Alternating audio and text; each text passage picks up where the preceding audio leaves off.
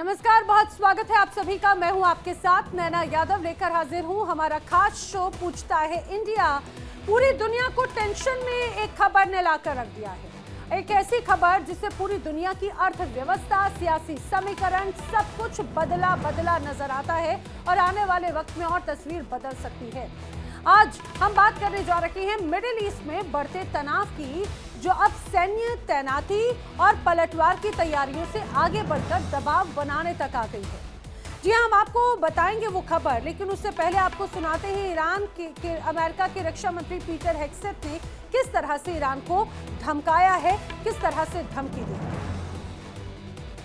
They have all the options to make a deal. They should not pursue nuclear capabilities. We will be prepared to deliver whatever this president expects of the War Department, just like we did this month.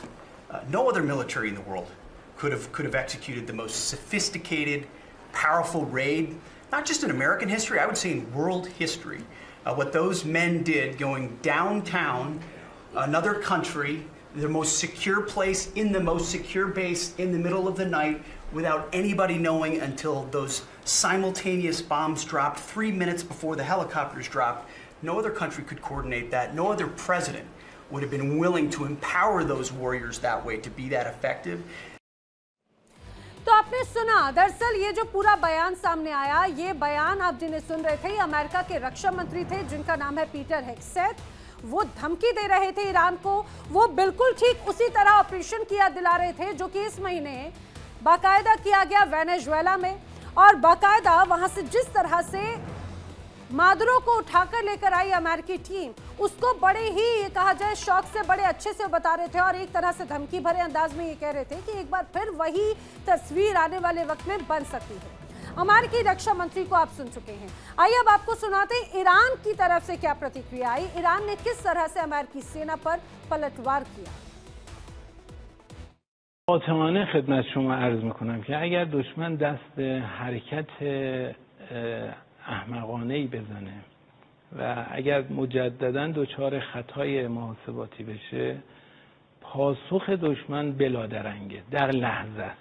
اما خب دشمنی که شما ملاحظه فرمودید با این ویژگی، با این خوی ددمنشی، ما رو به این نتیجه رسونده که در واقع تعلل و فرصت دادن به دشمن اصلا جایز نیست، اصلا عقلانی نیست و قاطعانه پاسخش در لحظه داده خواهد شد. این یک راهبرد اساسی. तो ये आप Iran के सेना की तरफ से सुन रहे थे। सैन्य अधिकारी ये स्पष्ट कह चुके हैं कि उन्हें फ्री हैंड मिल चुका है और अब जवाबी कार्रवाई दी जाएगी और ऐसी कार्रवाई कि सामने वाले को संभलने तक का मौका नहीं मिलेगा। कुल मिलाकर ये आपने अमेरिका और ईरान दोनों के ही आला अधिकारियों को सुना, इनके नेताओं को सुना, और उनके जुबानी तीर हैं जो एक दूसरे के साथ दुनिया के सभी देशों को टेंशन दे रहे हैं। ये कहा जाए हथियारों के जरिए एक तरह से जो दर्शाने की कोशिश की जाती है कौन कितना ताकतवर, उसके पहले का ट्रेलर ये शब्दों के बाण के जरिए एक तरह से डराने की कोशिश कर रहे हैं। आपको बताते हैं कि ईरान के आसपास फिलहाल मौजूदा वक्त में हालात क्या हैं और क्यों मिडिल ईस्ट इस दौरान सकते में है, चिंता में है और एक अलग युद्ध का मोर्चा बना हुआ है। मिडिल ईस्ट में अमेरिका के 30 से 40 हजार जवान तैनात है, 30 से 40 हजार। ईरान के करीब एक एयरक्राफ्ट कैरियर की तैनाती की गई जिसका नाम है USS अब्राहम लिंकन, जो पोजीशन ले चुका है फिलहाल, और ये भी कहा जा रहा है कि वो ब्लैकआउट हो चुका है। वो कहाँ गया उसको ट्रेस तक कर पाना अभी ईरान या फिर मिडिल ईस्ट के लिए बहुत ज़्यादा मुश्किल है। इसके अलावा एक और aircraft carrier USS George H.W. Bush America से रवाना हो चुका है और वो भी ईरान के बेहद नजदीक पोजीशन लेने को तैयार है। इसका स्ट्राइक ग्रुप भी लगभग 90 फाइटर जेट्स को साथ में लेकर चलता है और एयरक्राफ्ट कैरियर के अलावा इस पूरे बेड़े के साथ टॉम हॉक क्रूज मिसाइल से लैस युद्धपोत और परमाणु सबमरीन भी मौजूद रहती हैं। ऐसा नहीं है कि सिर्फ अमेरिका पूरी तरह से इस साजो सामान के साथ, अपने जंगी बेड़े के साथ में ईरान पर घेराबंदी करने की तैयारी है और ईरान हाथ पर हाथ धरे बैठा है। ईरान ने भी समंदर में शाहिद बघेरी ड्रोन कैरियर तैनात कर दिया है। दरअसल ये फारस की खाड़ी में बंदर अब्बास पोर्ट से करीब 5 किलोमीटर दक्षिण में तैनात है और ईरान ने साधार कंटेनर जहाज को साल 2022 से 24 के बीच में ड्रोन कैरियर में बदला था और इस जहाज से ड्रोन और हेलीकॉप्टर भी उड़ाए जा सकते हैं, ये भी कहा जा रहा है। अब यूएई, सऊदी अरब, बहरीन और कतर साफ कर चुके हैं कि वो अपनी जमीन का इस्तेमाल ईरान पर हमले के लिए नहीं होने देंगे। ईरान लगातार धमकी दे रहा है कि अगर अमेरिका ने हमला किया तो मिडिल ईस्ट में मौजूदा अमेरिका की जो सैन्य बेस है और इजराइल पर बड़ा हमला किया जाएगा। माना जा रहा है कि ईरान के अपने मिसाइल और ड्रोन के जरिए तो वो हमला करेगा ही। ईरान के कई ऐसे प्रॉक्सी संगठन भी हैं जो अमेरिका और उसके सहयोगी देशों पर हमला कर सकते हैं और इसीलिए बार बार तमाम बड़ी बातें कही जा रही हैं। लेकिन आप ये समझिए, इसमें लेबनान भी शामिल है। लेबनान भी स्पष्ट कर चुका है कि अगर ईरान पर हमला हुआ तो उसके बाद में जवाबी कार्रवाई बहुत दुरुस्त तरीके से की जाएगी। अब लोगों के जहन में कई सवाल है, क्या ईरान पर हमला विश्व युद्ध 3 की शुरुआत की वजह से हो सकता है? क्या ईरान पर हमलों की वजह से दुनिया में अस्थिरता आ जाएगी? क्या ट्रंप ने अपने एक्शन से चीन और रूस को रोकने का नैतिक अधिकार एक तरह से खो दिया है? ये वो तमाम अहम सवाल हैं जो लोगों के जहन में हैं, जानने की कोशिश करेंगे। खास मेहमानों का पैनल इस दौरान मेरे साथ में जो कनेक्ट हो रहा है उनसे आपको मिलवा देती हूँ। रक्षा विशेषज्ञ retired group captain Ashish Sahay मेरे साथ में कनेक्ट हो रहे हैं। रक्षा विशेषज्ञ retired group captain UK Devnath मेरे साथ में कनेक्ट हो रहे हैं। रक्षा विशेषज्ञ रिटायर्ड मेजर मोहम्मद अली शाह मेरे साथ में कनेक्ट हो रहे हैं। रक्षा विशेषज्ञ डॉक्टर करुणा शंकर उपाध्याय मेरे साथ में है। विदेश मामलों के जानकार संजीव श्रीवास्तव कनेक्टेड हैं। पश्चिमी एशिया मामलों की जानकार सैयद रुमान हाशमी मेरे साथ में कनेक्ट हो रहे हैं। आप सभी का इस चर्चा में बहुत बहुत स्वागत है। लेकिन मैं चर्चा की शुरुआत सबसे पहले यूके देवनाथ जी आपसे करना चाह रही हूँ। जरा समझाइए सर, मौजूदा स्थिति क्या दर्शाती है?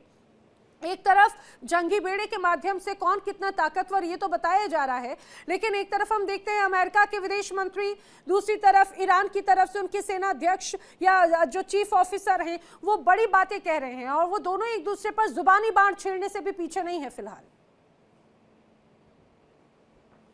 तो अमेरिका जो है ईरान के ऊपर मनोवैज्ञानिक दबाव डाल रहा है। डोनाल्ड ट्रंप 28 दिसंबर से लेकर 14 जनवरी तक बहुत खुश थे 2 हफ्ते के लिए, क्योंकि 28 दिसंबर को जो जलजला, जो प्रदर्शन चालू हुआ था ईरान के अंदर, 100 से ज्यादा शहरों में फैल गया। सैकड़ों सरकारी इमारतों पर आग लगा दी, सैकड़ों बसों में लोगों ने आग लगा दी और तो और ईरानियन रेवोल्यूशनरी गार्ड के यूनिट्स पर हमला कर दिया। लेकिन उस वक्त अमेरिका चाहकर भी हमला नहीं कर पाया, क्योंकि अमेरिका की जो हमला करने वाली ताकतें थी, एयरक्राफ्ट कैरियर हो, फाइटर विमान हो, गल्फ में आसपास कहीं पर मौजूद नहीं थी। अब 14 जनवरी के बाद पूरा मामला बदल गया। 16 जनवरी 18 जनवरी तक ईरानियन रेवोल्यूशनरी गार्ड ने अब ईरान में जो प्रदर्शनकारी थे उनके ऊपर कब्जा कर लिया है, उनको काबू में ले आए हैं। रेवोल्यूशनरी गार्ड के भय के मारे अब जो प्रदर्शनकारी हैं वो अपने अपने घरों में वापस चले गए। अब ट्रंप को समझ नहीं आ रहा है कि क्या करें, क्योंकि देखिए, हवाई जहाज से कितने भी बम गिरा लें, 100 जहाज भेज के 200 बम गिरा लें, तख्ता पलट होगा कि नहीं? नहीं होगा। डोनाल्ड ट्रंप का उद्देश्य ये था जनवरी के पहले हफ्ते में कि अंदर से आग भड़केगी ईरान के अंदर, प्रदर्शनकारी सरकारी इमारतों को आग लगाएंगे, राष्ट्रपति पेजेश्किन के घर में घुस जाएंगे, आयतुल्लाह खुमानी के पैलेस में घुस जाएंगे और उधर अमेरिका और इजराइल 100 जहाज भेजकर 200 बम गिराएंगे। तो दोनों के धक्के से आयतुल्लाह खुमानी ईरान छोड़ के भाग जाएंगे रशिया। लेकिन ऐसा हुआ नहीं। तो अगर आप देख लें, पिछले 3 दिन से ट्रंप की जो लैंग्वेज है वो जरा नरम पड़ गया। पहले वो सत्ता परिवर्तन की बात कर रहे थे, लेकिन परसों से ट्रंप बोल रहे हैं कि हम बात करेंगे, यानी ईरानी जो डिप्लोमेट्स हैं उनसे हम बात करेंगे। जी। यानी सत्ता परिवर्तन का जो उनका सपना था उन्होंने छोड़ दिया, अब बात करने के लिए दबाव डाल रहे हैं। जी। इसमें कोई शक नहीं कि देखिए, बातचीत के जरिए एक तरह से यहाँ पर बात करने की बात कही जा रही है। मेरे साथ एक और खास मेहमान कनेक्ट हो चुके हैं, group captain, retired group captain बतौर रक्षा विशेषज्ञ के तौर पर आशीष सहाय जी, आपका भी बहुत स्वागत है। लेकिन सैयद रुमान हाशमी जी, मैं आपका रुख करते हुए मुझे जरा ये समझाइए कि आखिर जिस तरह से अभी फिलहाल इस पूरी मिडिल ईस्ट में जो परिस्थिति बनती हुई नजर आती है, पूरी दुनिया के लिए कैसे चिंता का सबब है? हालांकि कहा जा रहा है कि बस चंद कदमों की दूरी पर हैं हम विश्व युद्ध 3 की शुरुआत से। देखें, अमेरिका जिस तरह के डोनाल्ड ट्रंप की जो पॉलिसी है, फॉरेन पॉलिसी, उनका जो मन जिसे कहते हैं ना, मन काफी बढ़ा हुआ है। और he is not behaving like a political leader, not behaving like a president of America. उनकी जो भाषा है वो एक माफिया की है, एक एक एक जो माफिया होते हैं, डॉन होते हैं, उस तरह की है कि डील और नो डील, मतलब न्यूक्लियर प्रोग्राम को आप छोड़िए, अबंडन कीजिए, गिव अप कीजिए, नहीं तो हम आप पे अटैक करेंगे। किसी भी कंट्री के साथ डील नहीं होता है, कंट्री के साथ ट्रीटी होता है।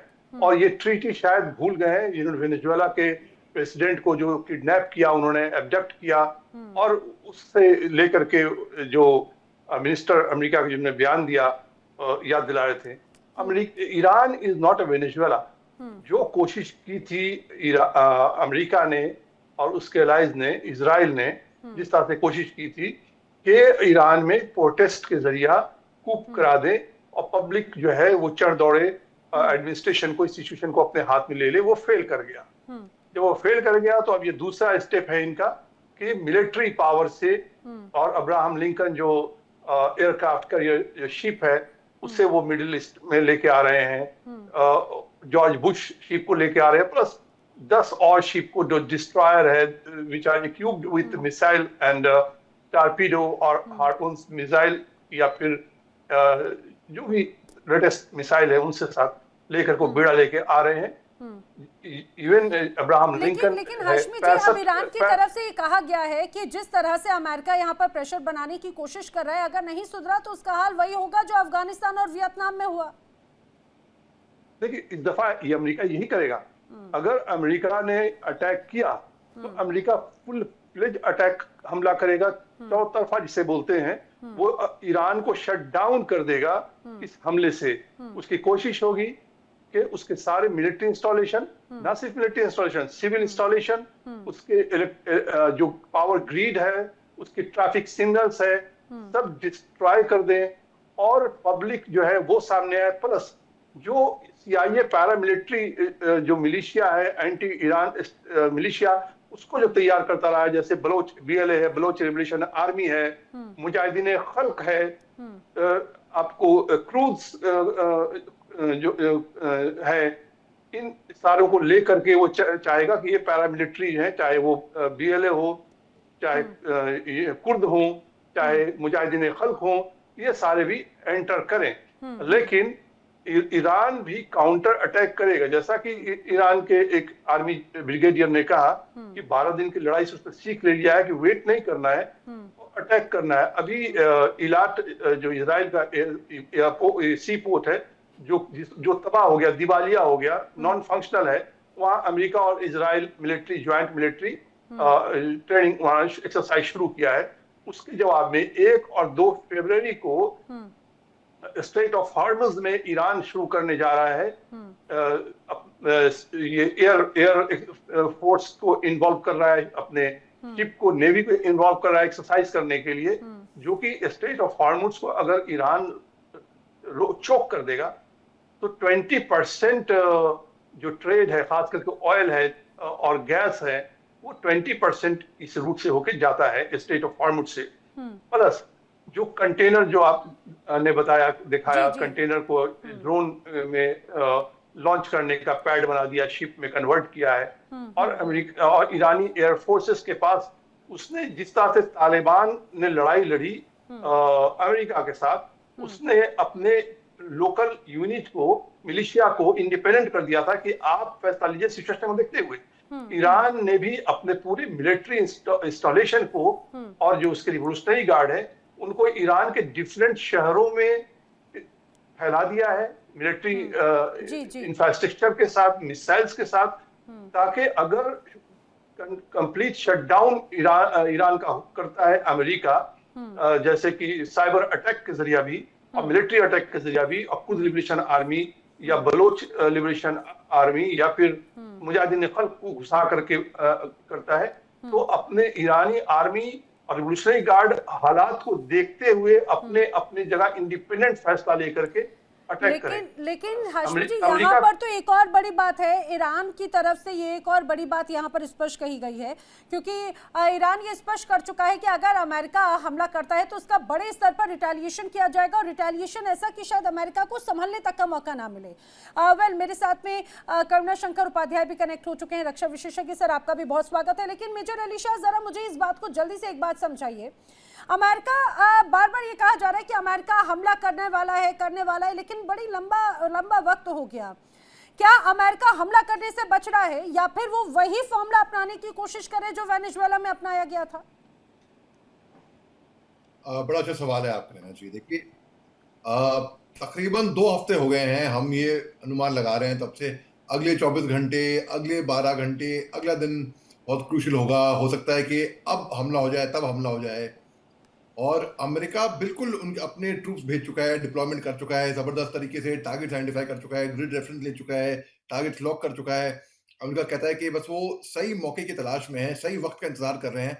हम वो ईरान का तहस नहस कर देंगे। बल्कि यूएस सेक्रेटरी ऑफ डिफेंस उनके हैं पीट हेगसेथ ने बोला है कि बल्कि उन्होंने ईरान को बड़ी चेतावनी दी है, और ये भी बोला है कि जो उनके जो सर्ज वॉरशिप्स हैं, एयर एसेट्स पूरे वेस्ट एशिया में, वो वो पूरा जो शो ऑफ फोर्स जो उन्होंने अपने डिप्लॉय कर रखा है कि ईरान रुक जाए परमाणु शक्ति और डेवलप करने से। अगर वो करता है तो हम उन पे बहुत ही हमला करने वाले हैं। उन्होंने बल्कि एग्जांपल दिया, जैसे आपने अभी बताया, कि the most sophisticated red in world history, कि जैसे वेनेजुएला के प्रेसिडेंट को रातों रात उठाया अमेरिका। उन्होंने बोला कि अमेरिका की हिस्ट्री में ही नहीं, पूरे वर्ल्ड में हिस्ट्री में कभी ऐसा नहीं हुआ। तो ये बड़े शान महसूस कर रहे थे ये कहने के लिए, जिसको मैं एक क्रिमिनल एक्ट मानता हूं बेसिकली। और ये ईरान को अब अगर अटैक करना होता ना अमेरिका को, तो अमेरिका कब का अटैक कर चुकी होती। 31 जनवरी में एक बहुत बड़े स्ट्रेटेजिस्ट से बात कर रहा था, एक एनालिस्ट से, कि मैं पूछा था यही बात कि क्या आपको लगता है कि अमेरिका हमला करने वाली है। उन्होंने बोला कि 31 जनवरी की डेट प्रेडिक्ट थी, मतलब यानी कि कल की तारीख। जी। और ये प्रेडिक्शन के मुताबिक है। और मगर मैं कहा नहीं, मुझे लगता नहीं कि हमला करेगा, क्योंकि जो गरजते हैं वो बरसते नहीं, और जो बरसते हैं वो गरजते नहीं। हालांकि देखिए, डोनाल्ड ट्रंप, अमेरिका ने पहले भी इतिहास में कर रखा है, ऐसी बात नहीं है। हालांकि बहुत एक्सपेंडिचर, बहुत खर्चा इन्होंने करा है, अपने ट्रूप्स वहां पे भेजे हैं, एयरक्राफ्ट कैरियर, सपोर्टिंग वेसल्स सब डिप्लॉयड है। बेसिकली गल्फ ऑफ ओमान में जबरदस्त तरीके से डिप्लॉयमेंट है उनकी। और ईरान के सुप्रीमो अयतुल्ला अली खुमैनी साहब जा चुके हैं अंडरग्राउंड बंकर के अंदर अपना बचाव उनका काम उनका बेटा संभाल रहा है फिलहाल, क्योंकि कहा यही जा रहा है कि अगर एक्शन लेना है खामनेई पर तो उनकी मौजूदगी जरूरी है तख्ता पलट के लिए, लेकिन खामनेई अंडरग्राउंड है फिलहाल। बिल्कुल। तो खुमैनी के जो तीसरे बेटे हैं वो उनके बिहाफ पे कम्युनिकेट कर रहे हैं। तो अगर अमेरिका को हमला करना होता तो अमेरिका कब का हमला कर चुकी होती। हमला ये अमेरिका की तरफ से शो ऑफ स्ट्रेंथ है, क्या है, घूमने तो नहीं जा रहा, मैं मानता हूँ, टाइम वेस्ट भी नहीं कर रहा है, मैं मानता हूँ। लेकिन इतने जबरदस्त तरीके से अमेरिका ने, बल्कि US secretary of defence Pete Hegseth ने ये भी बोला है कि एक मैसेजिंग थी पूरी दुनिया के लिए। जब वेनेजुएला के प्रेसिडेंट को उठाया था, ये एक बहुत कड़ा संदेश गया है पूरी दुनिया के लिए कि अमेरिका जो चाहे, जैसा चाहे, जब चाहे, कब जब चाहे कर सकता है। और अमेरिका के पास मैं मानता हूं, और शायद यही वजह है कि वेनेजुएला का जो ऑपरेशन था वो बड़े स्तर पर अलर्ट करने वाली कंडीशन थी। मैं आशीष साहेब जी से इसी का एक जवाब लेना चाहूंगी। आशीष जी, यहाँ पर जो अभी मेजर अली शाह कह रहे हैं कि वेनेजुएला में जो हुआ वो एक मैसेज था, क्या उस मैसेज के जरिए एक बड़ा संदेश देने की कोशिश थी और अलर्ट कर दिया गया? दूसरी बड़ी बात ये जिस तरह से अभी हम देख रहे हैं कि अभी अगर खासतौर से ये कहा जा रहा है भाई एक्सटेंड करना है, कितने लंबे वक्त तक करना है, ईरान इसको स्लोली बढ़ाना चाहता है, लेकिन अमेरिका बहुत कट टू कट चीजों की तरफ आगे बढ़ने की कोशिश कर रहा है। क्या स्ट्रेटेजी यहाँ पर नजर आ रही है आपको सर? नैना, मेजर शाह के कनेक्शंस हैं, उनके पास लेटेस्ट इंफॉर्मेशन है और वो ऑथेंटिक हैं, और ये 31 वाला मेरे संज्ञान में नहीं है। वेनेजुएला एक्शन और anticipated action in the middle east को आप कंपेयर नहीं कर सकते। वो बहुत ही पॉइंटेड एक स्टेल्थ ऑपरेशन था, सैचुरेशन एयर पावर के साथ गए और बिना किसी लॉस ऑफ लाइफ के वहां से ले आए। लेकिन ईरान के साथ मामला अलग है। पहली बात तो ये कि अवे फ्रॉम योर लैंड, जब आप कहीं major power, Iran reasonable power है मिडिल ईस्ट में मिलिटरीली, उसके ऊपर अगर कोई मिलिट्री एक्शन लेना चाहते हैं तो 2-3 हफ्ते की तैयारी लगती है। शिप्स की मूवमेंट की स्पीड एयरक्राफ्ट मूवमेंट की स्पीड से एकदम अलग होती है। पूरी की पूरी फ्लीट मूव करती है, उनको सेफगार्ड के साथ चलना पड़ता है। उनके बैकअप में सबमरीन्स होती हैं, न्यूक्लियर पावर्ड सबमरीन्स वहाँ पे। इस वक्त में अमेरिका पूरे फोकस के साथ ईरान की अपनी इंटरनल मिलिट्री मूवमेंट को स्टडी कर रहा होगा, बिकॉज ऐसा नहीं है कि ईरान चुपचाप बैठेगा, रीजनेबल पावर है वो। और इसी वजह से एक चीज, अगर आप इन चीजों को बहुत माइन्यूटली ऑब्जर्व करना पड़ता है ना, इफ आपकी टेक्निकल टीम अगर वो जो इनिशियल क्लिप आपने दिखाई हेग्सेट के स्टेटमेंट की, उसको 30 सेकंड्स पहले से अगर रन कर पाते तो आप समझते कि मामला आज की तारीख में कितना सीरियस हो गया है। कल तक हम इसे एक पोस्चरिंग टू प्रेशराइज ईरान मान रहे थे, बट आज हेग्सेट का वो क्लिप जो आपने दिखाया है बाइट, उसके पहले ट्रंप ने बोला है कि Hegseth will tell you, he is in a cabinet meeting which is not a Air Force One का casual random chat with media. He is in a cabinet meeting. Hegseth is sitting next to him. और Trump ने, क्योंकि इस तरह के pressure tactics आप कहां पे क्या बोल रहे हैं उससे बहुत फर्क पड़ता है। तो वो अपनी कैबिनेट मीटिंग में अपने सेक्रेटरी ऑफ वॉर, वो सेक्रेटरी ऑफ डिफेंस नहीं है, 200 एग्जीक्यूटिव ऑर्डर साइन करते समय यूएस प्रेसिडेंट ने डिपार्टमेंट ऑफ डिफेंस को department of war secondary nomenclature दे रखा है। तो उनको कहते हैं कि Hegseth will tell you something about our fleets moving towards Iran. वो चाहते हैं कि उनका सेक्रेटरी ऑफ वॉर दुनिया को ऑफिशियली ये बताए कि we are going to do something. Hegseth is a low IQ guy, तो उसको कनेक्ट नहीं हुआ वो वेनेजुएला और we have done so much and we will do more. He was to actually tell the world that this time the fleet movement, American fleets का movement towards Iran is on some serious purpose if Iran will not come to the talking desk. और ये बहुत methodical जा रहा है America इस बार कि पहले प्रेशर बिल्डअप करो, फिर उन्हें बात करने के लिए इनवाइट करो। लेकिन मसले क्या हैं? आपने तो अभी खुद ही बोला है। आशीष जी, अगर जो प्रेशर डेवलप करने की बात है, प्रेशर डेवलप फिलहाल ईरान पर नजर आ रहा है या फिर अब खुद अमेरिका भी उस कहीं ना कहीं प्रेशर में नजर आता है? उसकी कई बड़ी वजहें हैं। एक तरफ ईरान की भी बड़ी तैयारी यहाँ पर नजर आती है, उसके प्रॉक्सीज जो हैं वो लगातार एक्टिव हैं। चाहे बात अगर हम लेबनान की तरफ की बात करें, सऊदी की अगर उस रूप में बात करें, भले ही डायरेक्ट नहीं बट इनडायरेक्ट वे में एक बड़ा एक्टिवनेस यहाँ पर नजर आती है और वो क्लियर कट मैसेज दे रहे हैं। बिल्कुल मैसेज क्लियर है। और अमेरिका इस वक्त नैना रियली मतलब फ्रॉम माय असेसमेंट प्रेशर में नहीं है। They have decided their action plan. अगर ईरान उनके सामने 3-4 उनकी जो स्पेसिफिक डिमांड्स हैं, ओपननेस कि ईरान की जो बहुत रिजिड कम्युनिटी है जिसके खिलाफ वो लोगों की अपराइजिंग को प्रमोट कर रहा है अमेरिका, कि लोग थोड़ा खुलें, थोड़ा बोलना सीखें, थोड़ा ट्रांसपेरेंसी। दूसरा, उनकी न्यूक्लियर पावर को कर्व करना चाहता है। और तीसरा, definitely oil control. And in सब के जवाब में आप ध्यान रखिएगा, जो कि इनका पैटर्न रहा है गल्फ कंट्रीज का, जैसे ही अमेरिका का कोई भी प्रिवेंटिव एक्शन शुरू होगा, पहला रिस्पांस अमेरिका पे नहीं होगा, वो इजराइल पे होगा, ताकि इस्लामिक नेशंस अलाइन कर जाएं, ईरान के पीछे आ जाएं और पूरा बैलेंस बिगाड़ दें। इसके लिए ये भी चीज अभी भी मुझे लग रहा है इजराइल के अलावा अगर मिडिल ईस्ट की बात की जाए तो ज्यादातर देश ईरान के समर्थन में हो या ना हो, लेकिन अमेरिका के एंटी में जरूर नजर आ रहे हैं। लेकिन at the same time Naina, there is a very stoic radio silence from NATO. America की तरफ से नाटो इस समय तक कोई ऑफिशियल स्टेटमेंट इस पोस्चरिंग के खिलाफ नहीं दे रहा है। और इसी तरह यूएई, कतार जो अमेरिका के ऊपर बेस्ड हैं, मतलब उनकी काफी इकोनॉमी, काफी मिलिट्री पावर अमेरिका की वजह से चलती है, वो अमेरिका के खिलाफ खुलेआम तब तक नहीं आएंगे जब तक कि इजराइल इसमें एक्टिव एक्शन नहीं लेगा। हाँ, इसमें कोई शक नहीं, कोई शक नहीं। लेकिन मैं यही बात एक बार अब आगे बढ़ रही हूँ। वेल, मेरे साथ में सतीश जी भी कनेक्ट हो चुके हैं, आपका भी बहुत बहुत माफ कीजिए, संजीव श्रीवास्तव जी भी कनेक्ट हो चुके हैं, आपका भी बहुत बहुत स्वागत है। लेकिन कुछ और खास मेहमान भी हमारे साथ में है, डॉक्टर करुणा शंकर उपाध्याय जी। डॉक्टर करुणा शंकर जी, भले ही नाटो की खामोशी हो, उसकी एक बहुत बड़ी वजह यह भी है कि पिछले 24 घंटों में जो जानकारी मैं देख रही हूँ, मिडिल ईस्ट के 2 देशों के साथ में रशिया के राष्ट्रपति व्लादिमीर पुतिन की मुलाकात हुई है, सीरिया की राष्ट्रपति अल-शरा से उनकी मुलाकात हुई है, और इसके पहले भी उनकी ऐसी ही यूएई के राष्ट्रपति मोहम्मद बिन जायद से क्रेमलिन में उनकी मुलाकात हुई। ये मुलाकातें भी क्या इस मिडिल ईस्ट की परिस्थिति को या अमेरिका की, जो क्योंकि अमेरिका और रशिया के बीच में कॉन्फ्लिक्ट्स पूरी दुनिया के सामने है, ये भी अपने आप में एक बड़ा दबदबा जरूर पेश करता है। रशिया का दबदबा कैसे बढ़ रहा है मिडिल ईस्ट में, ये पेश हो रहा है क्या? देखिए, रसिया का दबाव जो है पहले से ही सीरिया पर रहा है। दोनों अच्छे मित्र रहे हैं। ईरान और रूस भी अच्छे मित्र हैं, ईरान और चीन भी मित्र नहीं, हैं। लेकिन करुणा जी, पिछले कुछ वक्त में जो मित्र थे वो दुश्मन बन गए, या फिर ये कहा जाए कि बहुत वो विच्छेदन होता हुआ नजर आया था ना। अमेरिका किसी को दोस्त रहने कहाँ दे रहा है?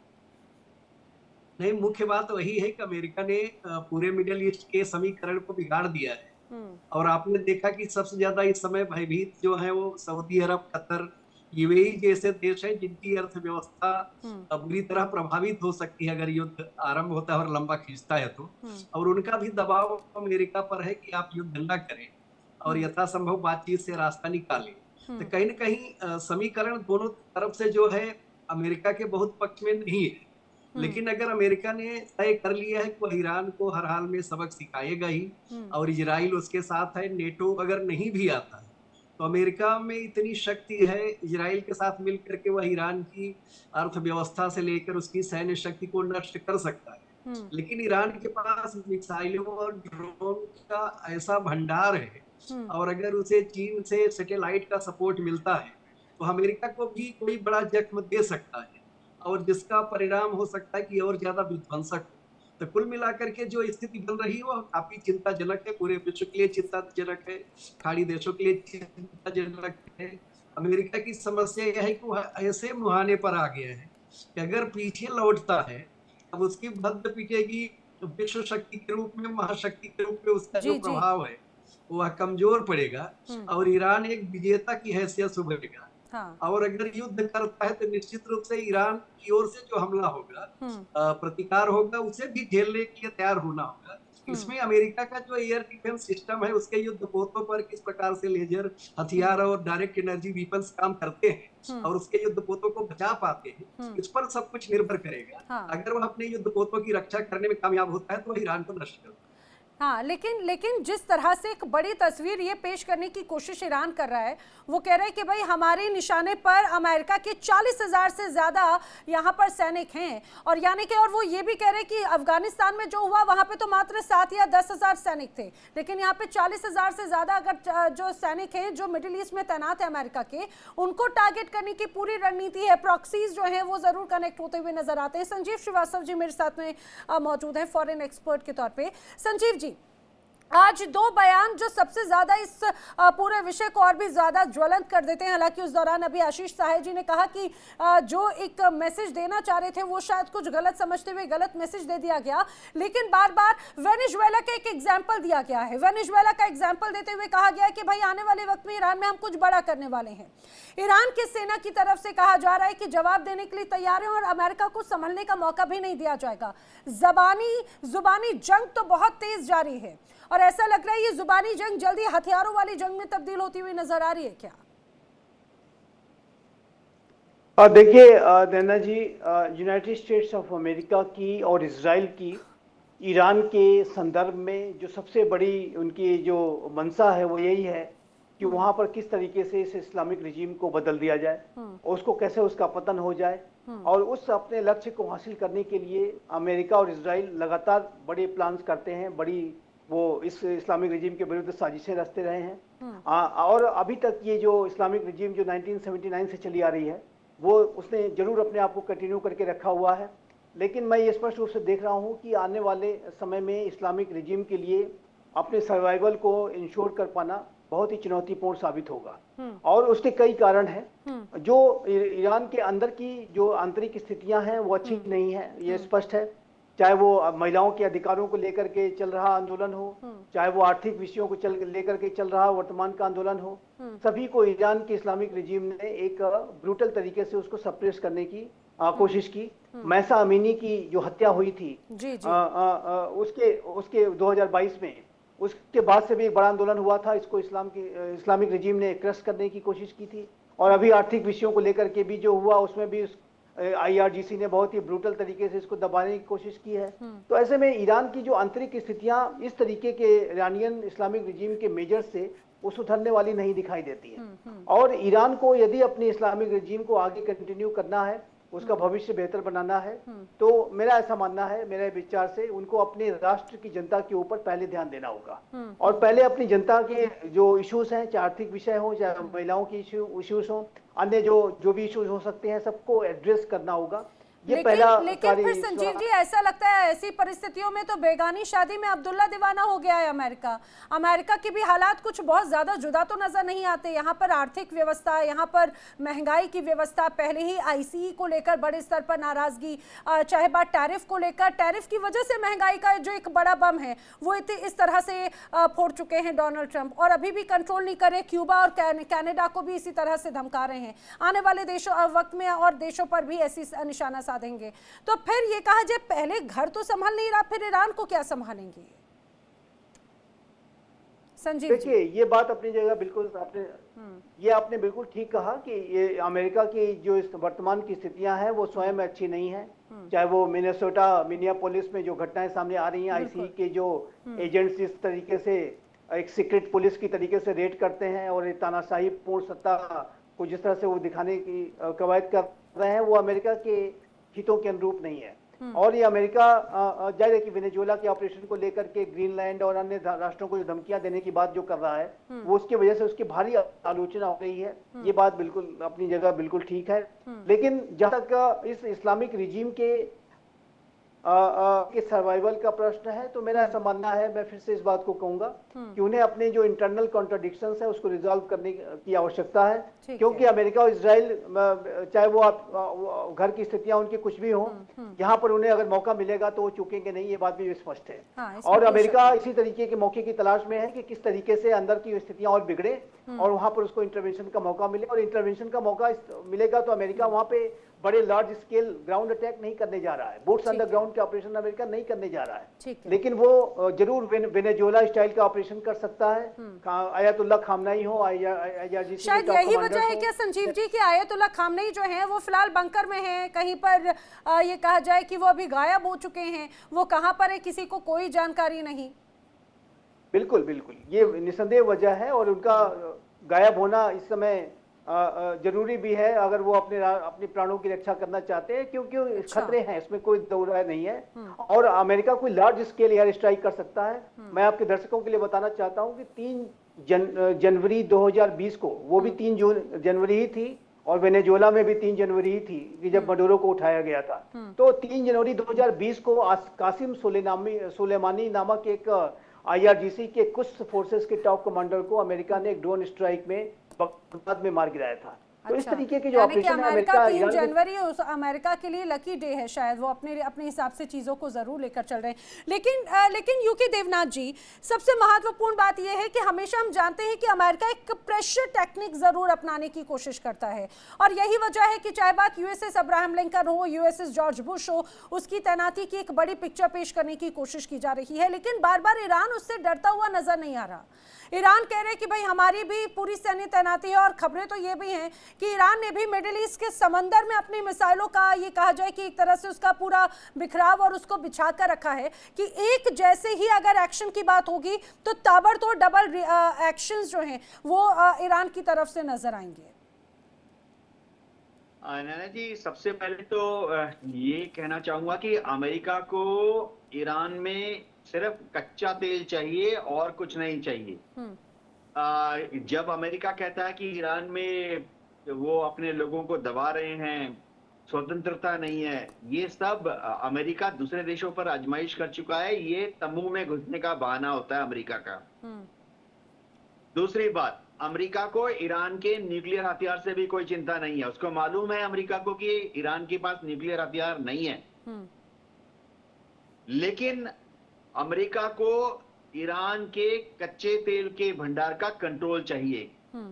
उसका प्रोडक्शन अमेरिका कंट्रोल करना चाहता है, किस देश को बेचेंगे अमेरिका कंट्रोल करना चाहता है, किस कीमत पर बेचेंगे अमेरिका कंट्रोल करना चाहता है। पूरी की पूरी कहानी सिर्फ एक बिंदु पर अटकी हुई है कि वेनेजुएला की तरह से अमेरिका को ईरान का कच्चा तेल चाहिए।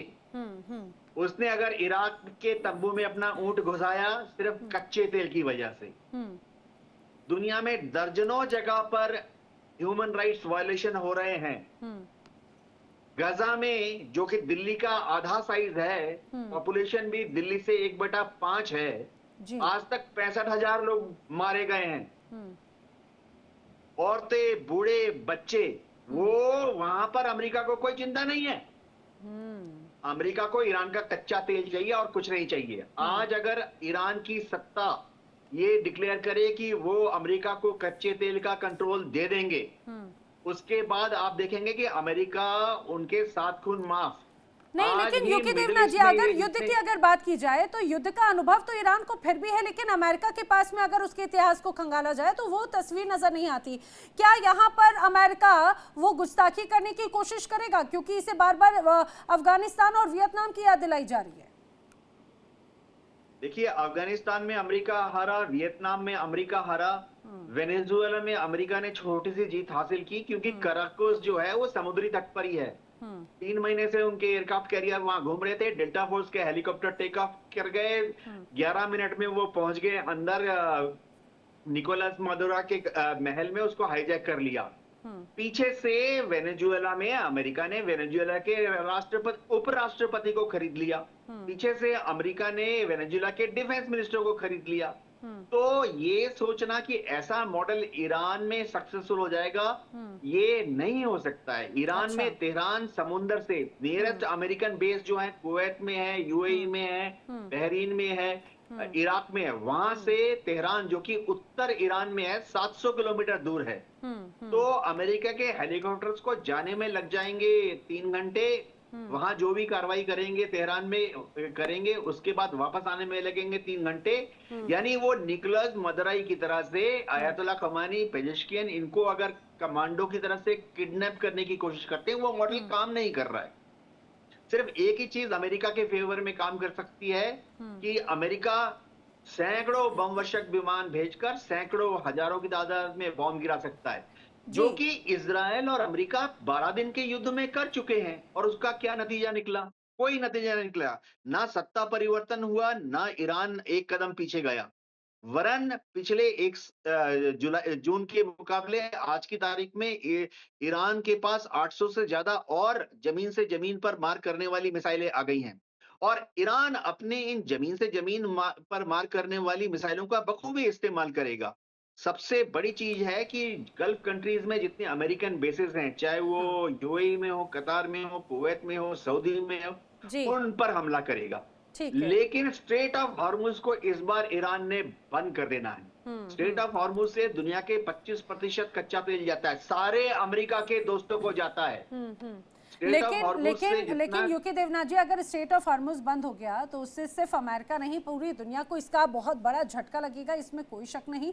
अब मैं लेकिन यही बात एक बार साहिल जी से समझना चाह रही हूँ। साहिल जी, क्या ये कहा जाए कि ये एक तरह से दूसरी तरीके से जवाब देने का तरीका ईरान का हो सकता है क्या स्ट्रेट ऑफ हॉर्मुज को बंद करके?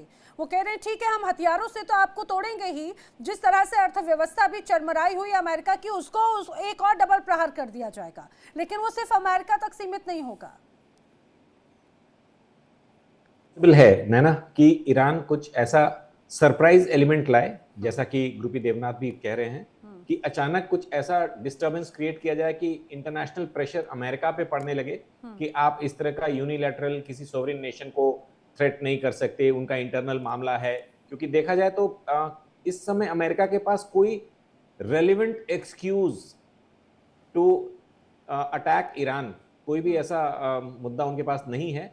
इसलिए वो वहां के internal conflict, civil rights, rightly told by group Devnath कि ऐसी और जगह भी हो रही हैं, इससे कहीं लार्ज स्केल पे हो रहा है, अब वहां अमेरिका नहीं जा रहा है। तो डेफिनेटली सबके बैकग्राउंड में ऑयल है और ईरान काफी डैमेज कर सकता है। कुछ जितनी की पाइपलाइंस हैं उनकी, जितना ये हॉर्मुज स्ट्रेट की जो बात कर रहे हैं उसको अगर किसी तरह से डिस्ट्रक्ट कर दे, ऑब्स्ट्रक्ट कर दे, तो अमेरिका पे थोड़ा बहुत प्रेशर पड़ सकता है। लेकिन अभी जब B2s ने उनके न्यूक्लियर फैसिलिटीज को कारपेट बॉम्बिंग करी थी, उस वक्त ईरान का रिस्पॉन्स जो इस तरह का आया था, उससे उनकी जो प्रेजेंट पोस्चरिंग है कि हम ये कर सकते हैं, वो कर सकते हैं, ये मैच नहीं कर रही है। For some very unspecified reasons उनकी कारपेट बॉम्बिंग हुई उनकी न्यूक्लियर फैसिलिटीज की, और उन्होंने प्रो राटा रिस्पॉन्स नहीं दिया अमेरिका को, notional drone attack here and there. तो ये एक बड़ा क्वेश्चन मार्क है और डेफिनेटली अमेरिका अगर ये बातचीत से सॉल्व नहीं कर पाएगा, अपने हिसाब से डिसीजंस नहीं ले पाएगा ईरान के थ्रू, तो वो एटलीस्ट ईरान की वॉर वेजिंग कैपेसिटी को इनिशियली न्यूट्रलाइज करेगा। किसी भी किस्म से वो उनका एयर डिफेंस, उनका कम्युनिकेशन और उनकी सप्लाई लाइंस को हिट करेगा बिफोर आर्मी मूव्स इन और special forces move in to capture the top man और टू चेंज द रेजिम। ठीक है, ठीक है, ठीक है। लेकिन यहाँ पर मेजर शाह एक और बात बताइए, जो जिस तरह से भी एक बड़ी बात यहाँ पर कैप्टन यूके देवनाथ जी ने कही, खासतौर से वेनेजुएला का जिक्र जो यहाँ पर इनके खुद ही के मंत्री करते हुए नजर आते हैं। वेनेजुएला और ईरान में तस्वीर अलग है। यूके देवनाथ जी ने कहा कि भाई वहाँ पर खरीद लिया उपराष्ट्रपति या बाकी अन्य लोगों को। आखिर मिडिल ईस्ट में ऐसे ईरान के एंटी में कौन बिकाऊ नजर आते हैं जिन पर नजरें हैं डोनाल्ड ट्रंप की? देखिए, सेक्रेटरी ऑफ डिफेंस पीट हेगसेट ने जब ये कहा, जब बयान दिया बल्कि कि वेनेजुएला और ईरान का कोई तुलना नहीं है,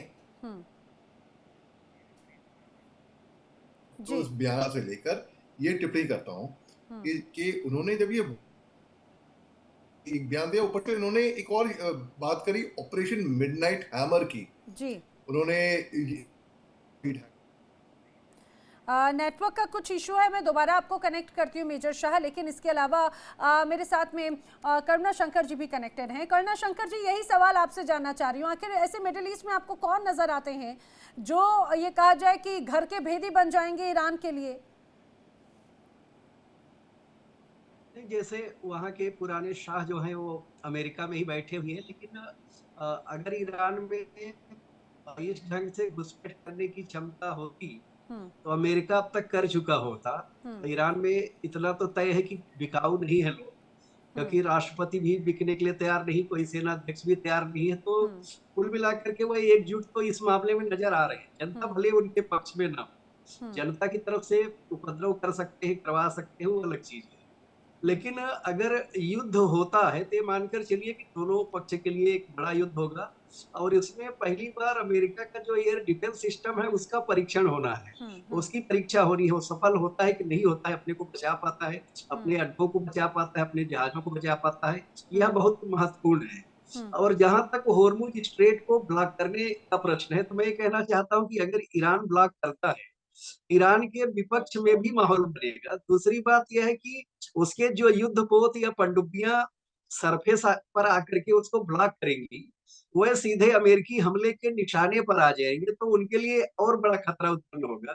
इसलिए वह भी उतना आसान नहीं है जितना आसान कहने में लगता है। तो कुल मिलाकर के बहुत जटिल परिस्थिति है। हाँ। और अगर ये बातचीत से निकल जाती है तो विश्व के लिए अच्छा है। लेकिन और बातचीत के जरिए, अगर मुझे लग रहा है सर करना जी, अगर बातचीत के जरिए मामला सुलझ रहा होता तो शायद अभी तक सुलझा जा चुका होता। अभी इतने लंबे वक्त की पुरानी अदावत है, वो अभी भी स्थिति यथावत है। लेकिन सैयद रुमान हाशमी, यही सवाल मैं आपसे जानने की कोशिश कर रही हूँ। यहाँ पर मिडिल ईस्ट में कई लोग ये जरूर कह रहे हैं, चाहे बात सऊदी की हो, यूएई की हो, कि भाई जिस तरह से ईरान के खिलाफ मोर्चा संभालने की कोशिश की जा रही है अमेरिका की, सऊदी की, या फिर मिडिल ईस्ट की कोई भी जमीन या समंदर या आसमान, कोई भी जगह इस्तेमाल नहीं करने दिया जाएगा। लेकिन इसके क्या यही एक रीजन है कि ईरान इतना ज्यादा कॉन्फिडेंट है अपने प्रॉक्सीज को लेकर, या वही बात जो अभी भी कई ऐसे लोग हो सकते हैं ईरान के विभीषण जिन्हें तोड़कर अमेरिका कोई बड़े ऑपरेशन को अंजाम दे, या फिर अभी अमेरिका टाइम बाय कर रहा है एक तरह से?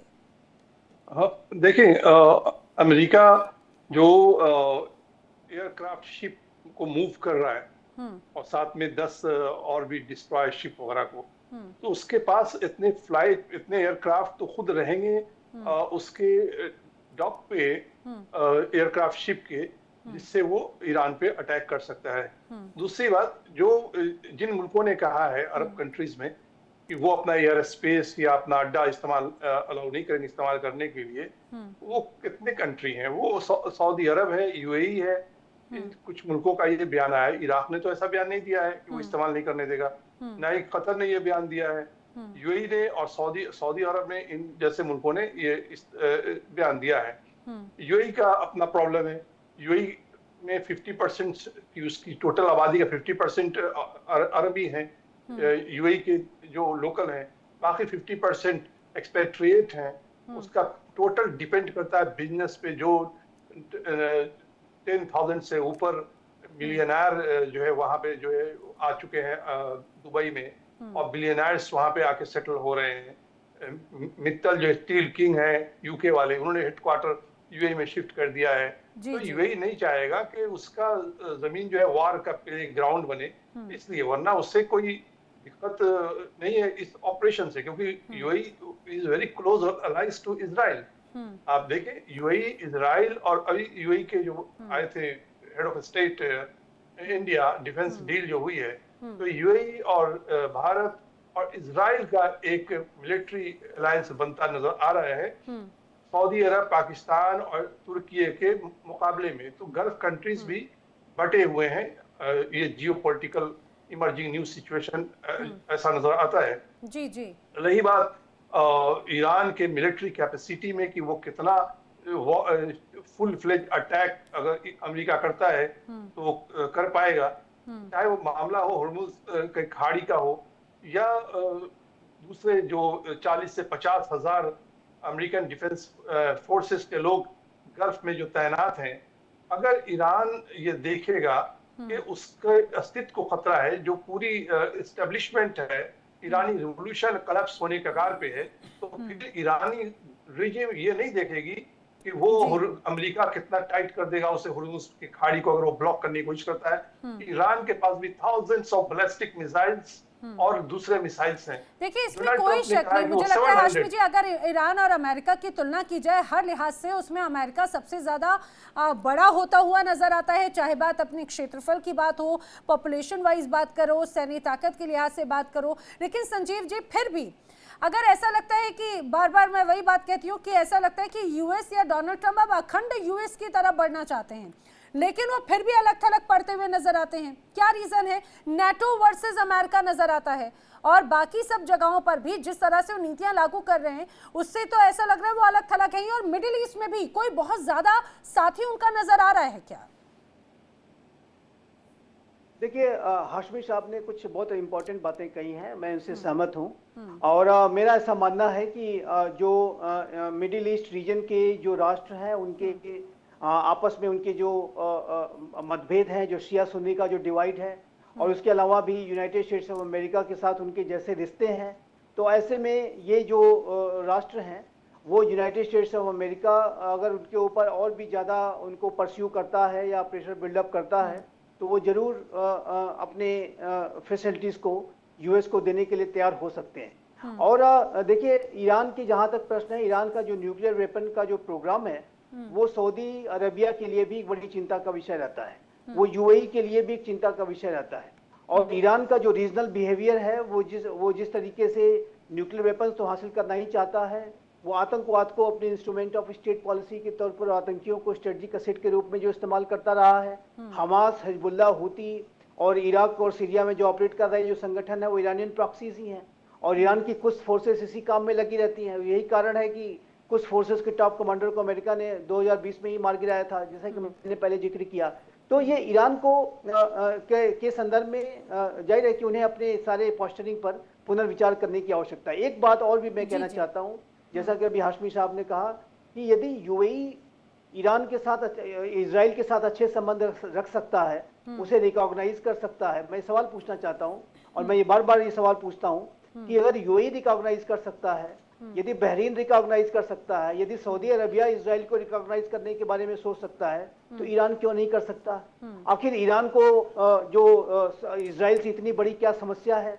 वो क्यों इजराइल को जायनिस्ट रिजीम कह के पुकारते हैं? और एक जो डायलॉग की जो प्रक्रिया चल रही थी, जिसको कहते थे अब्राहम एकॉर्ड्स को साइन करके जो नॉर्मलाइजेशन का प्रोसेस, उसको ईरान उसके खिलाफ क्यों रहता है? इसमें कोई शक नहीं सर, ये बड़े ऐसे सवाल हैं जो मुझे लगता है कि ये अपने आप में बड़ी चिंता वो भी इजराइल के लिए भी है, क्योंकि कई ऐसे देश हैं जो इजराइल के एग्जिस्टेंस को एक्सेप्ट तो करते हैं लेकिन कोई अभी भी उसको एक तरह से स्वीकार नहीं करता, लेकिन अमेरिका की दोस्ती उसके साथ में है, तो इस वजह से कई और परिस्थितियां पूरी तरह से बदल जाती हैं।